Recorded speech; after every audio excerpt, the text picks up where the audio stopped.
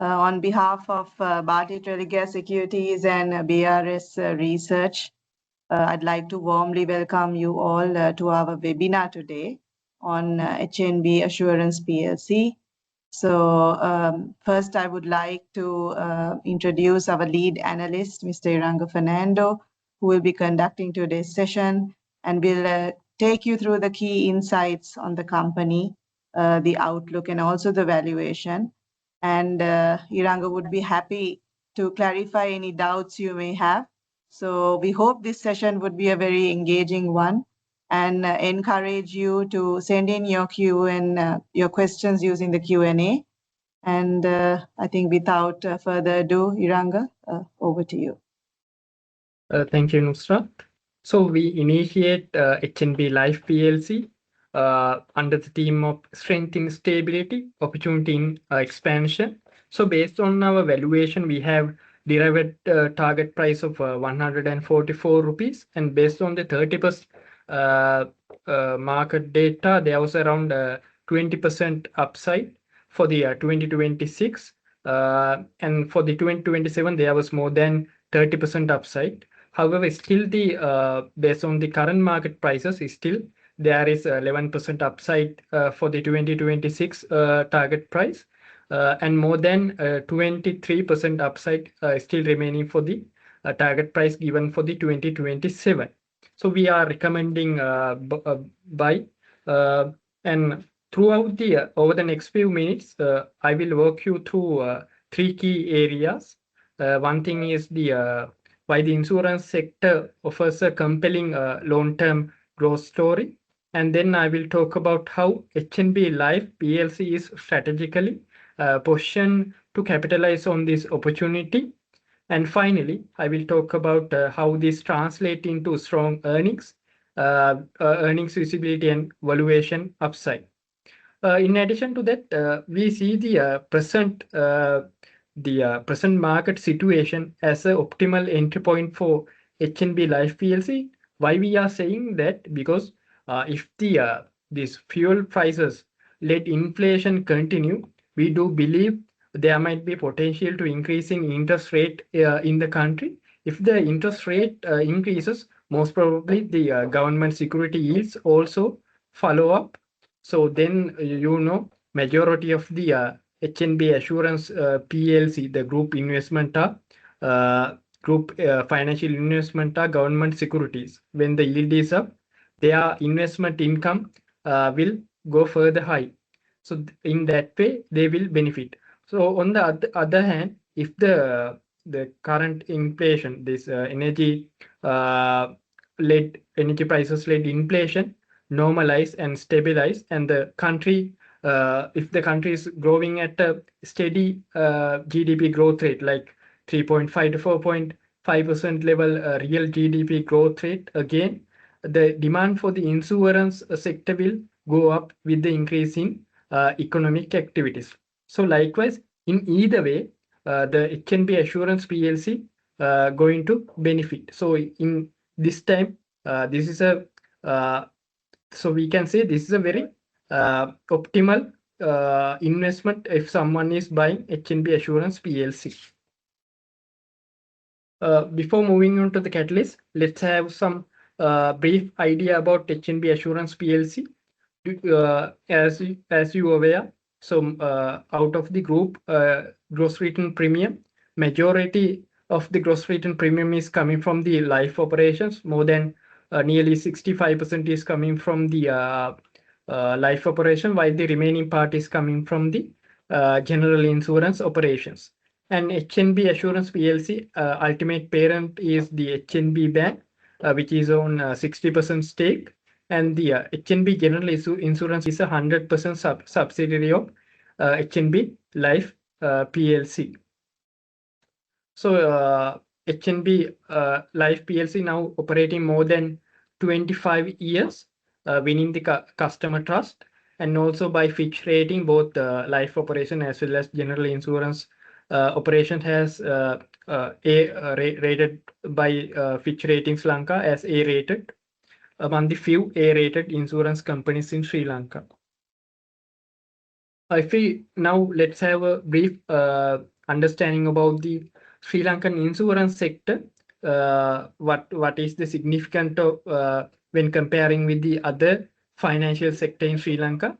If we consider about the total asset of the major financial sectors in Sri Lanka, you can see insurance sector only account for 3.4% of the total financial sector asset, but its impact is very big because every other financial activities need insurance. Even though the in terms of total asset, it represent only around 3 to 3.4%. 4%.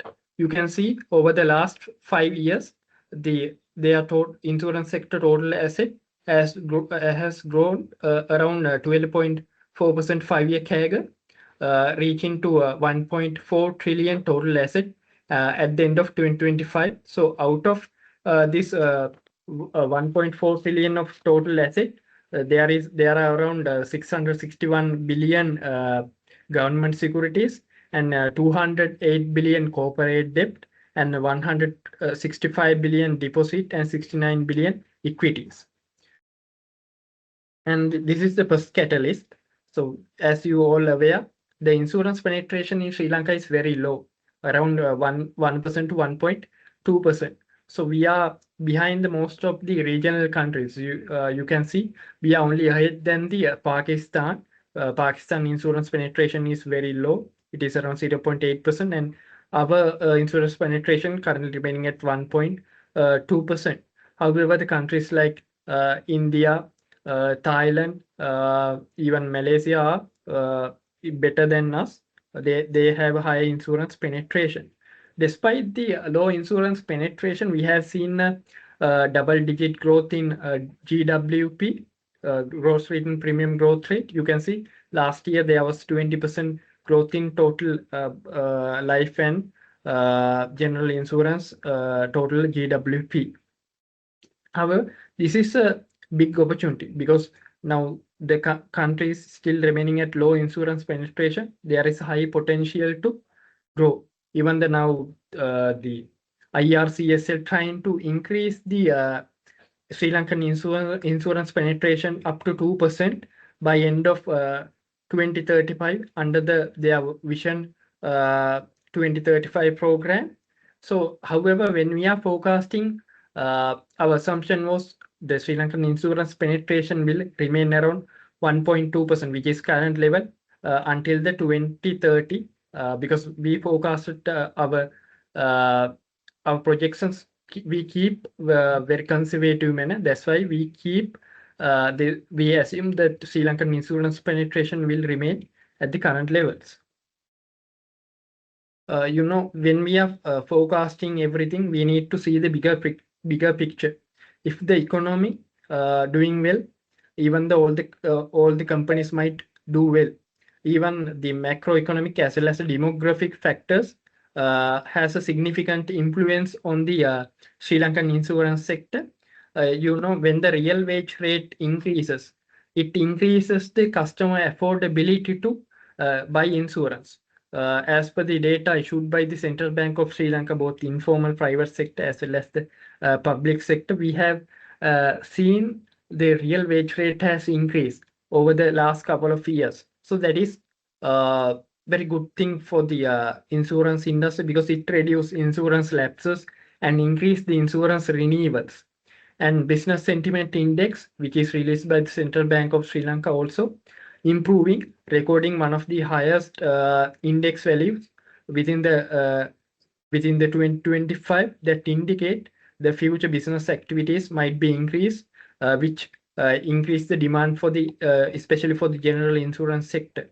Even the construction, as per the PMI index, we are now around 770 index level, which is one of the highest recorded during the recent period.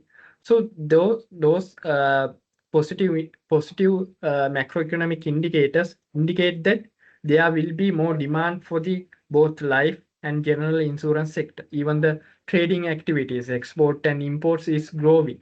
So which means demand for the marine insurance will go up.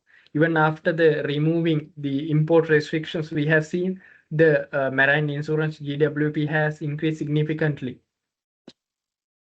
And the demographic factors also play a big role when for the demand for the insurance sector, especially for the life insurance. Sri Lanka has one of the highest aging population. Currently, the 65-year-old people is more than 18% of the total population, and Sri Lanka is expecting by 2040 it will increase up to 25%. And as per the World Bank data, you can see the over 65 age population is around 12% of the total population, which is above the world aging population rate, as well as the regional countries like India, Nepal, aging population out of total population. So that will increase the demand for specialized life products like retirement plan, which is designed for the elderly people. And if we consider about the age expectancy, Sri Lanka has one of the highest life expectancy, over 77 years, both male and female as average. So those factors are indicating we need to focus on the products which especially designed for these elderly people. Could be healthcare, or could be, just like I mentioned earlier, retirement plan. And the urbanization, when it comes to the urbanization, the urbanization population, comparing with the regional countries, Sri Lanka has the lowest urbanization population. That means there is still potential. Now going forward, we have seen a lot of development things happening in rural areas. So once these developments happening in rural area, the urban population will increase, so their income will increase. Even the factories will located in those rural areas, so insurance demand will rise with the increase in urbanization. One of our main catalysts is consistent increase in HNB assurance life market share. As you can see, over the last 5 years, they are in life insurance segment, they are consistently increasing market share. They are expecting to reach a 10% market share by end of 2026. And by 2030, they are expecting to reach first 3 life insurance providers. We also done a comparison, the market share movements during the period of 2021 to 2025 among major 5 life insurance companies and the 6th player, which is the HNB Life PLC. As you can see, HNB Assurance PLC remain very consistent in terms of expanding their market share. You can see in 2021 there is a 0.4% increase.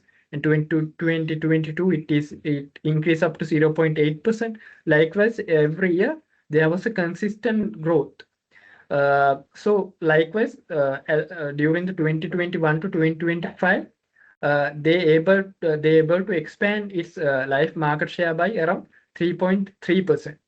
So you can see all the other main players, even Selinco Insurance, Sri Lanka Insurance has deteriorated its market share. Only the Soplogic Life is somewhat good. That Soplogic Life also able to increase its cumulative market share by around 3.2%. So as per our expectation, which is done very conservative manner, as per the base case scenario, we are expecting by 2030 they're able to increase its market share to at least 13.2%. Even that doesn't mean they are not increasing its general insurance market share too. Even general insurance market share, we have seen strong uptake. They have increased it up to 7.3%, 7.3% market share. When it comes to the insurance, reachability is very important. Still people like physical touch, physical reachability when it comes to the insurance sales. That's why a lot of insurance companies are recruiting insurance agents and even they are maintaining partnership with insurance brokers and other financial institutions. So HNB Life PLC has around 80 physical branches over the island.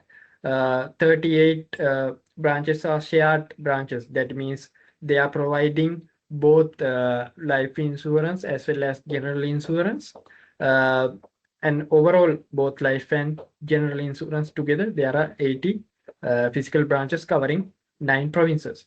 In addition to that, they also following low-cost capital lightweight method like incubator branches and the franchise model system. They also have a strong agent base.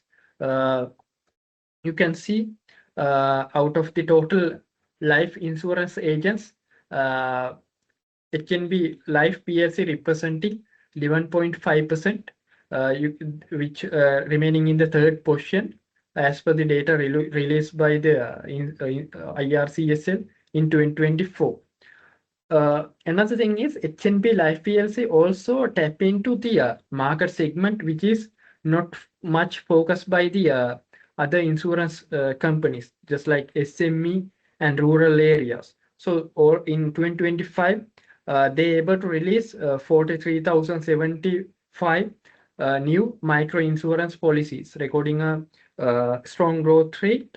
uh, Even they in 2025 2024 onwards, they have started releasing insurance policies for the Sri Lankans who are working in foreign countries. They started that project in Dubai, so that segment also also now performing really well. HNB Assurance PLC can be identified as the leader in bank assurance. For the 5 consecutive years, the life insurance company has obtained the best bank assurance award, which is provided by the Global Banking Financial Review UK for the 5 consecutive times, and the general insurance company has obtained it for the 3 consecutive times. Uh, because it obviously has the advantage of the working in the HNB branches. You know, there are numerous HNB branches. In every HNB branch, there is a bank assurance officer of HNB Life PLC. So through that relationship, HNB Assurance PLC can sell their insurance product to the HNB client base. Especially as you all aware, during the past years, there was a significant increase for the private credit, which so the HNB Life PLC able to sell decreasing term assurance products, which is specifically designed for the cover the protection of loan borrower. So that segment recorded 190% GWP growth in 2025. And I also want to highlight that HNB Life PLC and the general insurance company not only focus on the HNB bank, they are not only maintaining relationship with HNB bank, they also maintaining a strong relationship with other banks, more than 10-12 banks, especially if I tell you some examples. uh, Bank of Ceylon, even recently they have entered into partnership with People's Bank, even Sampath Bank, regional banks. So likewise, they have partnership with almost every financial institution. And HNB Life PLC has recorded the lowest policy lapses for the 10-year lowest policy lapses during the 2025. You can see the policy lapsing ratio is in a declining trend, as well as the policy renewal GWP income has grown steadily. In 2025, it increased up to 37%. So with the economy improving, with the people affordability increasing, the policy lapses are reducing and the renewal payment are increasing. At the same time, HNB Life PLC already established a dedicated this policy renewal collection unit. So we can see those actions benefits are now yielding there are better results. We can expect this to be further continued. And another good thing that happened in 2025 is removal of vehicle import restriction completely without any conditions. So we can see in 2025, the motor GWP growth in the entire Sri Lankan insurance system was 22.5%, while the HNB general insurance motor GWP growth was 25.3%. You can see over the years, they already maintain the motor GWP growth more than the sector growth rate. In 2021, the sector was 6.5%, but HNB general insurance increase, motor GWP growth in the sector was minus 2.4%, but HNB general insurance able to increase it motor GWP growth by 7.9%. So likewise, you can see compare each and every year the HNB general insurance motor segment is GWP is higher than the sector GWP, as well as you can see the motor GWP market share is getting increasing over the time. There is indirect synergy impact also coming from the HNB Finance PLC for this motor GWP. So we are positive about even the motor GWP will grow at a double-digit growth rate in the next year too. They're also making significant investment on digitalization, which help them to reduce their expenses ratio and increase their profitability. Now, most of the repetition tasks, which was done by manually, now they have transfer them into digital systems, so they can reallocate those people or the employees engage in those repetition tasks into more productive activities. You can see the investment they have made on the digitalization has increased at a 5-year CAGR of 41%. Last year, they nearly spent around 1 billion. They introduced several AI avatars like HANA and HNB General Insurance Nexa to increase the customer engagement. Even now, the motor claim payment, health claim payment happening through full digitalization methods. Even they have introduced separate insurance customer portals. So through that, customers can pay their insurance premiums. We also done a survey in parallel to our research. So we got to know that when we ask a question about their preferred channel for future insurance purchases, so still the majority are preferred for the physical insurance purchases, like buying directly from insurance company or through a broker or through an agent. But there are a considerable amount which is around 20%, which is willing to buy insurance policies through online or any other digital platform.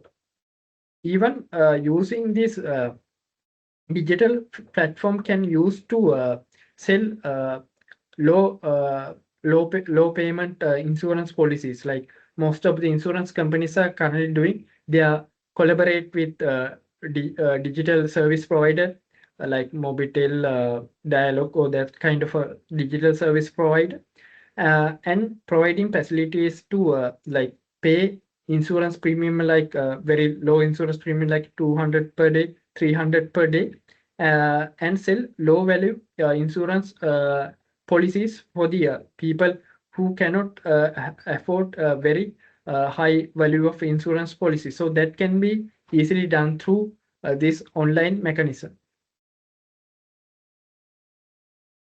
Now we move into the financial analysis.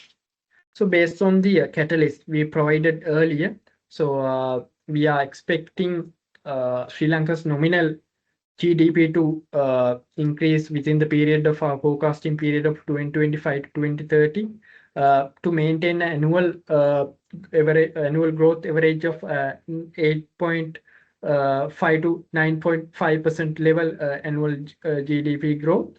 And we are expecting the Sri Lankan life insurance GWP to grow at 5-year CAGR of 9.8%, reaching 406 billion at the end of 2030.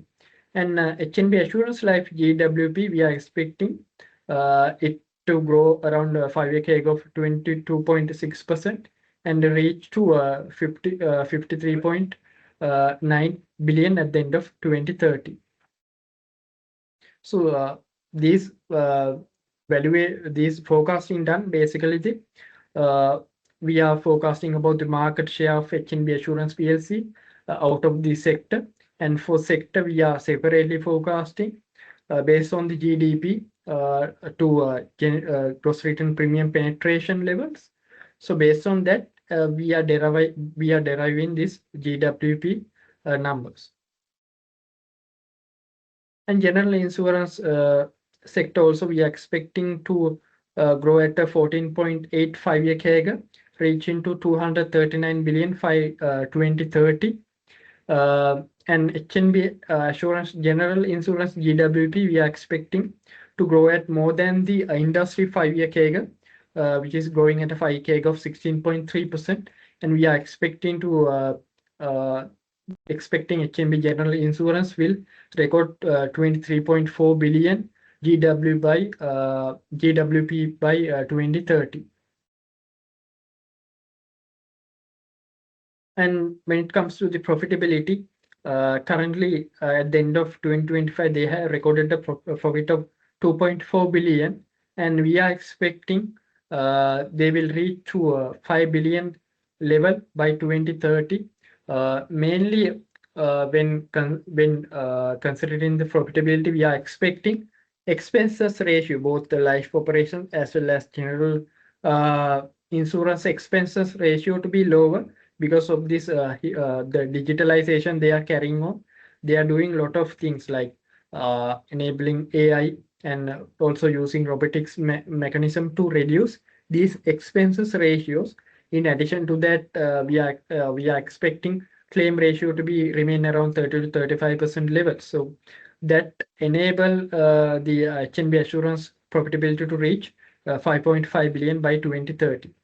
And when it comes to the dividends, we are expecting 35% dividend payout during the upcoming periods.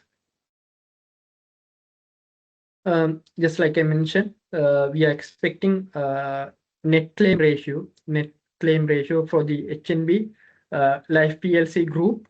We are expecting it the claim ratio to be hover around 35 to 40% level, 35 to 40% level at very controllable levels. We over the past years we haven't seen much difference in claims. Even last year, the situation you can see still the claim ratio remained very stable levels. Even they have done they are doing adequate reinsurance to reinsurance. That's why there is around 4 to 6% clear gap between their gross claim ratio as well as the net claim ratio. And if we compare in the claim ratios with the sector, you can see always the HNB Assurance Life segment most of the time recording a very low level claim ratio. Entire life sector most of the time very lowest claim ratio. You can see that. But HNB General Insurance claim ratio almost intact with the general insurance sector claim ratio. Sometimes it is higher than the HNB general insurance sector claim ratio. And another important thing is financial investment, because maintaining financial investment is very important, especially insurance companies that is engaging life insurance segment, because at the end of the policy period, they have paid they have paid the agreed amount to the insurance policy holders. For that, it is vital to maintaining a proper financial investment. You can see at the end of 2025, out of they had 81 billion finance 81 billion total asset.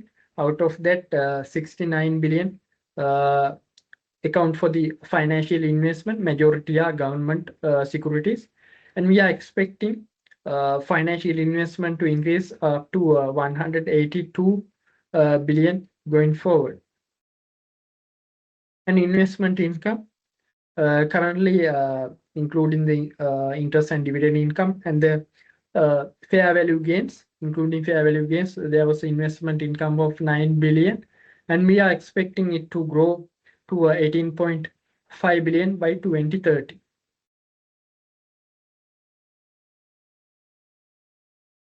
So if I say something about this investment income is growing despite the reduction in interest rate, because the financial investment base is increasing year by year. So because of that, despite the interest rate decreases, the investment income is growing.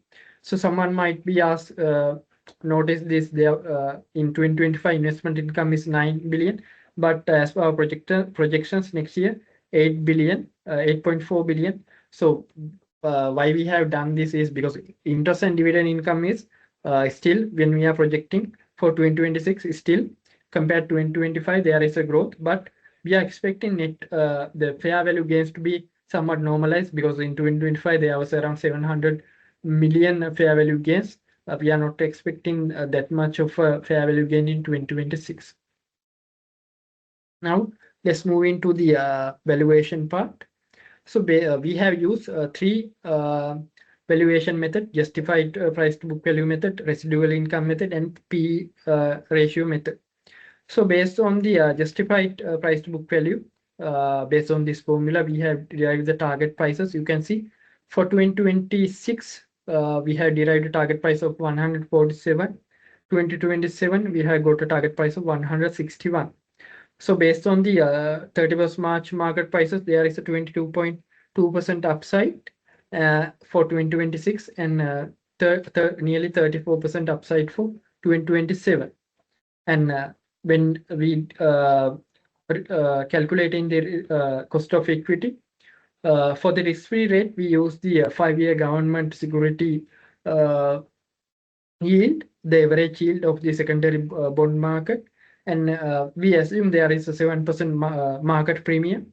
So the market rate we assume to be 16.8%, and beta calculated based on the ASPI movement and the movement of the closing market price movement of the HNB Life PLC, the covariance between the covariance between the daily ASPI returns and the HNB Life returns. So we derived the cost of equity of 15.5%.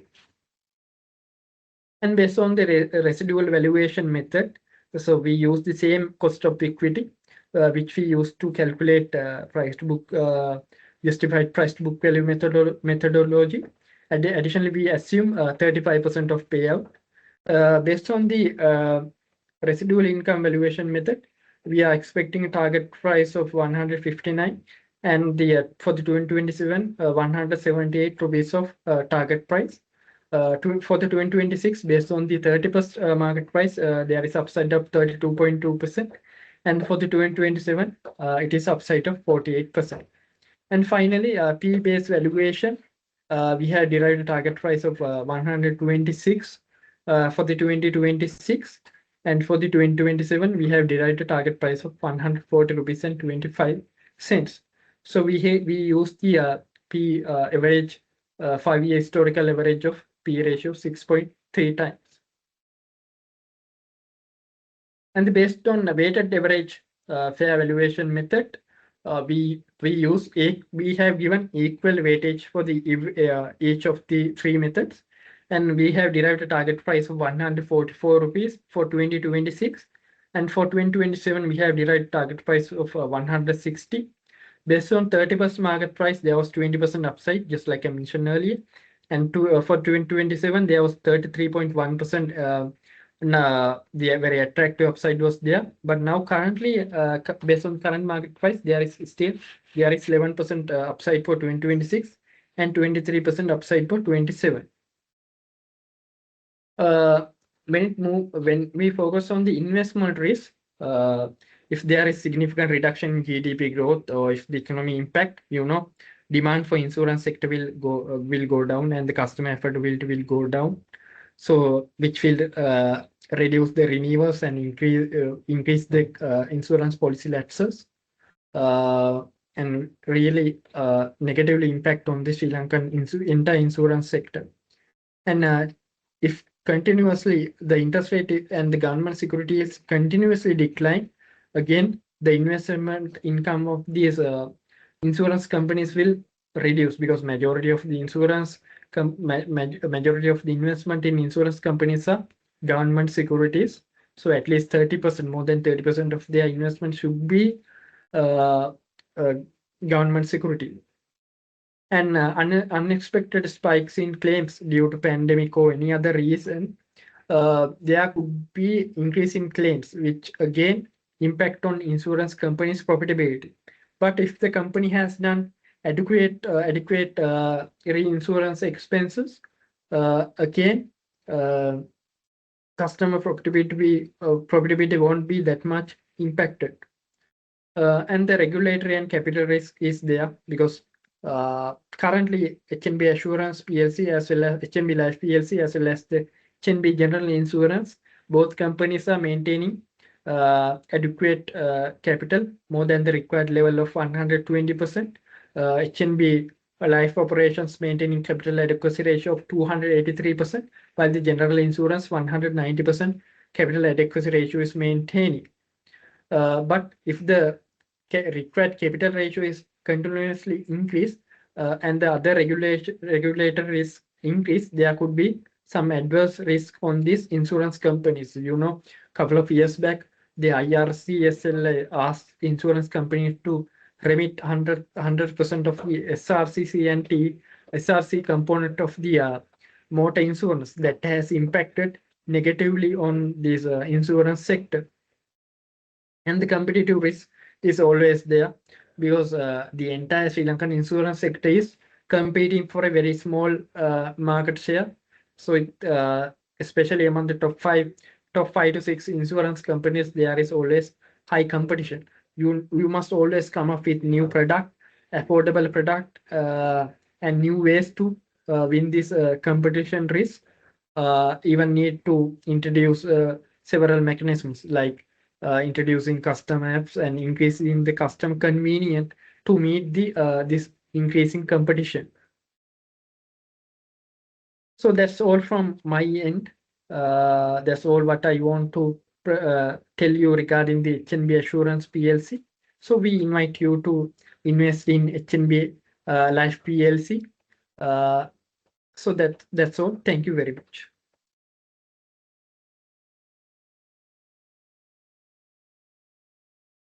Thank you, Ranga, for that very interesting presentation. I think you covered quite a bit given the time constraint.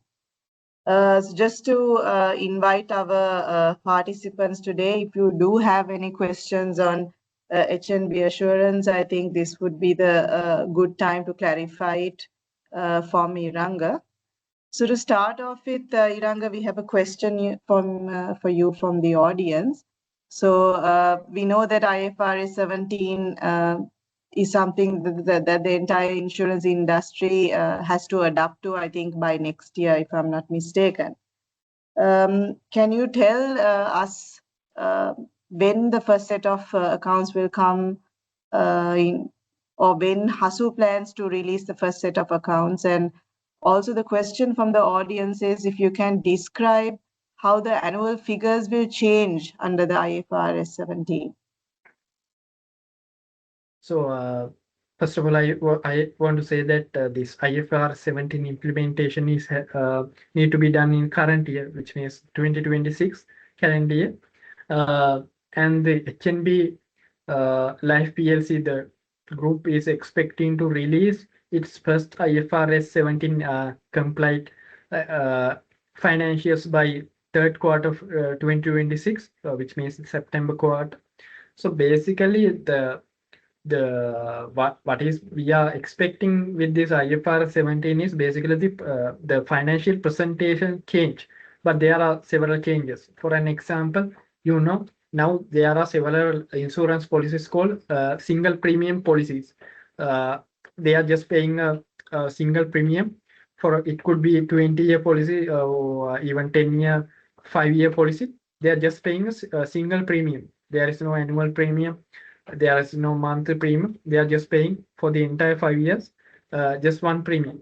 So currently, those premiums are identified in GWP without any dividing among the 5 years. They are directly identified under this GWP segment. For an example, in 2025, there was a 61% increase in single premium GWP in 2025 for HNB life PLC. But in going forward, what will happen? Those single premiums are need to be identified over the years. So even the profitability arriving from those policies need to be distributed among the policy life period. So such kind of changes are there. So such kind of changes are there. They are in IFRS 17, but the full impact we yet to be identified because none of the insurance companies in Sri Lanka still not released the IFRS 17 financial reports. Still they are in progress, but we are expecting HNB Life PLC will be first to release IFRS 17 compliant financial reports by the third quarter of 2026.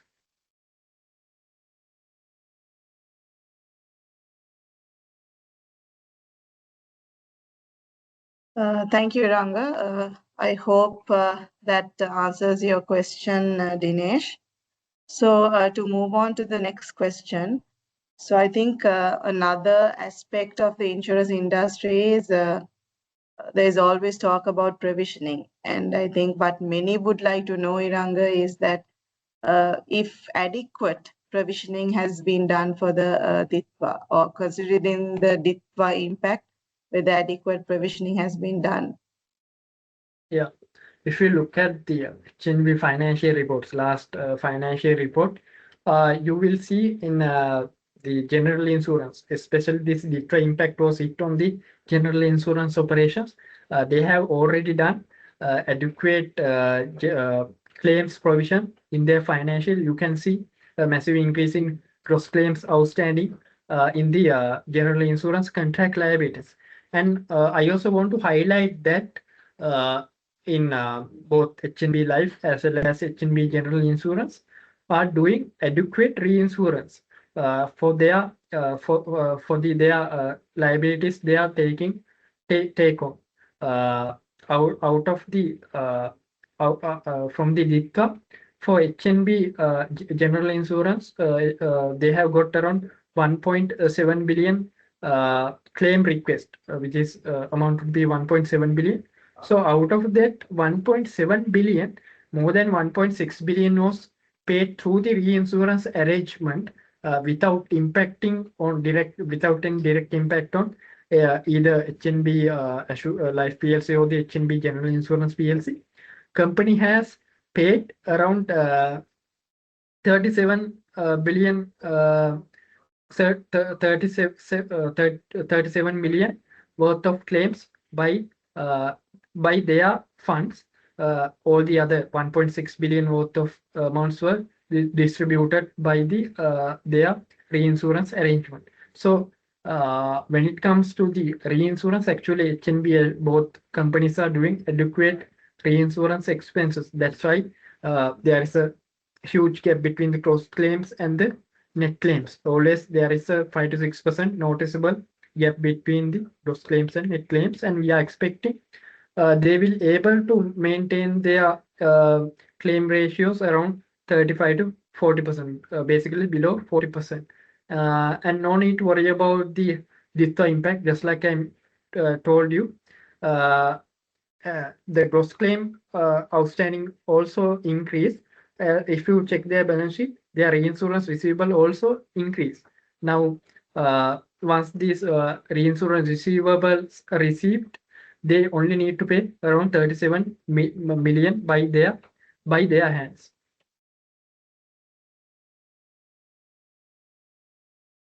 Okay, thank you, Ranga. For your next question, with Janashakti planning to re-enter the general insurance sector, is there a risk that its historically competitive pricing could put pressure on market share across the industry? That's the question. Yeah. General insurance sector is always very competitive. That's why just check their combined ratios. That will tell the story, because almost there is hard to find any insurance companies their combined ratio which is below than 100%. If the general insurance company or in life insurance companies to be profitable from their co-insurance operations, other than the without adding the other income, their combined ratio need to be below than the 100% level. But none of the insurance companies in Sri Lanka maintaining below 100% level combined ratio, except the last couple of years, Continental was maintaining around 98% to 99%. But other than that, none of the insurance companies are maintaining 100% below a combined ratio, because they are undercutting their prices heavily. The price competition is very high. That was always there in general insurance sector. So even once the Janasakti also entered into this general insurance segment, we see further intense competition. That's why even now the HNB general insurance, the entire group is heavily investing on this digital platform, try to reduce cost as much as possible, so they can involve with this competition much higher, much successful manner. Okay, so there's also a question, Iranga, for you on the capital adequacy. So particularly if there is any likelihood of seeking additional capital from shareholders. And also, yeah, I think there's a continuation to that question. Whether the adoption of IFRS 17 will require any restatement of the balance sheet in that case. For the first question, what I can see is currently they do have adequate capital. Just like I mentioned, the minimum required rate is 120%. Even after last year, there was some structural changes. That's why compared to 2024, 2025, capital adequacy ratio somewhat lowered, both the life operations and the general insurance operations, but still they're maintaining an adequate capital of 283% in life operations and 190% of general insurance operations. At the moment, I'm not seeing any requirement for issue debentures or go for right issue to increase the capital levels. But impact stemming from this IFRS 17 implementation is yet to be seen. I can't clearly say something regarding how it will impact on the capital adequacy, but that is yet to be seen. Okay. Also, Iranga, on HNB Life, it also offers Takaful. So how does the market share in this segment when you compare it with the likely peers? The Takaful, there are only few players which is offering the this Takaful insurance solutions. So in their reports or the any financial, they are not indicating how much they are how much income coming from this Takaful insurance policies. However, the meetings we had with insurance with HNB Assurance management, they have indicated they are getting somewhat considerable amount of income GW from this Takaful insurance in comparison with the sector. But for the company company GWP, still it remain low. But HNB the group can be identified as the leader in this Takaful insurance policy in Takaful insurance service providing.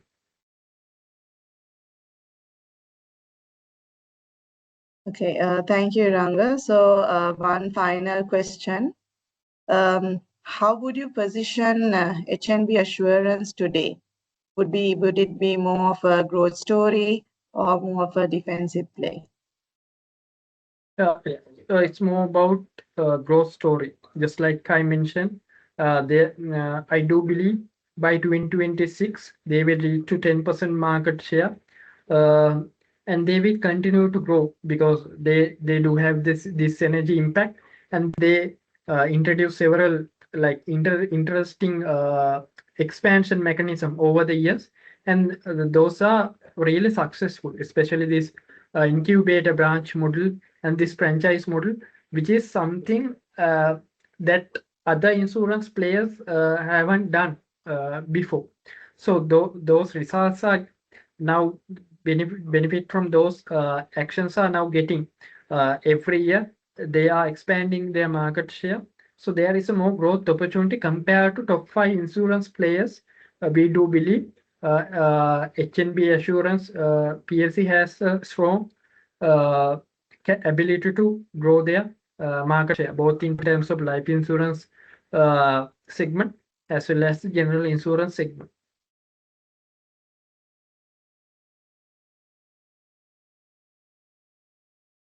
Okay, I think we can just take one more question.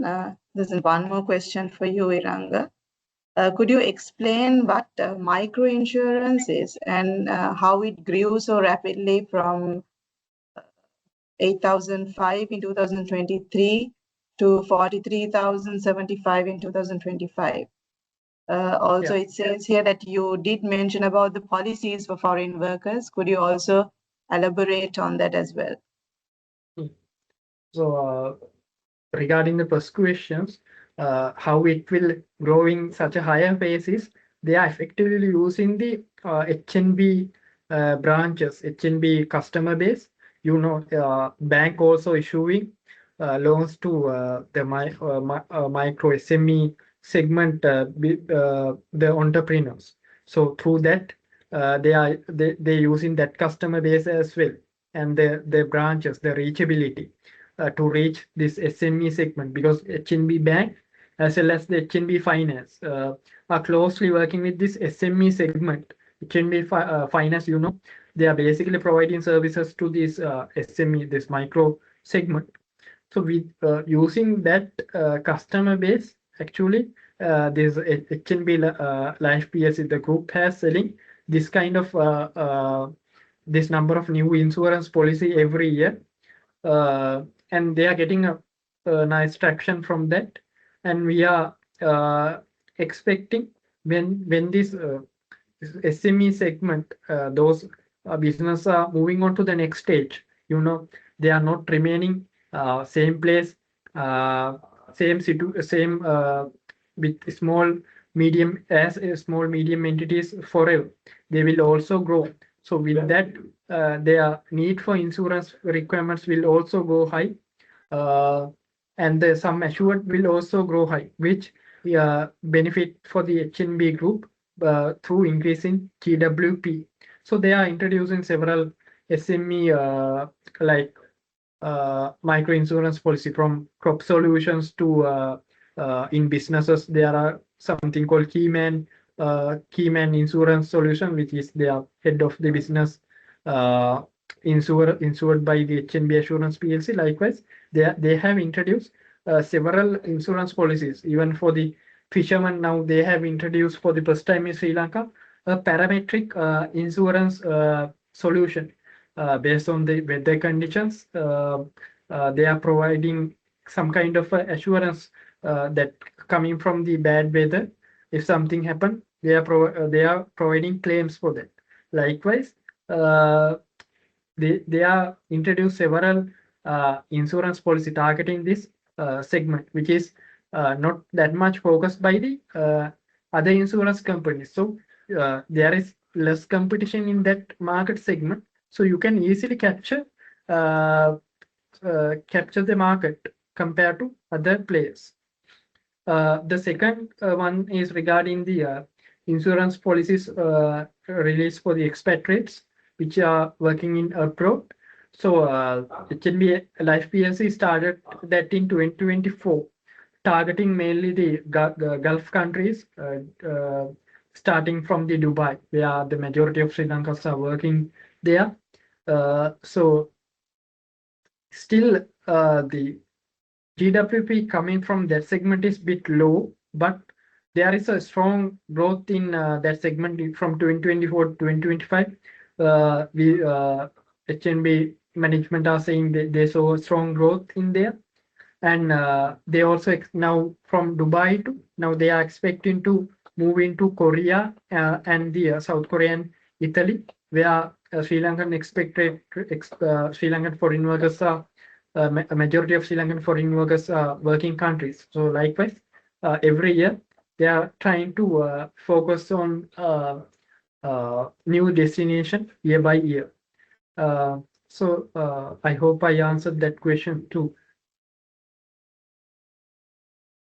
Yes, Iranga, thank you so much. And thank you also for all the questions that kept coming in. I'm sure many of you would have got some idea on the overall picture. Our report is available in the SRL research website. Also, this webinar will be uploaded soon, so anyone who has missed out can log in and watch it on our site. So on behalf of BRS, Bartlett Religious Securities, and also BRS Research, I'm thanking everyone for joining in today, and hope you found this session insightful. We'd love to hear your feedback. So if you do have any feedback for us, please speak to your investment advisor and leave it. Also, you can send a mail in to research@bartlettradicare.com. It's 100.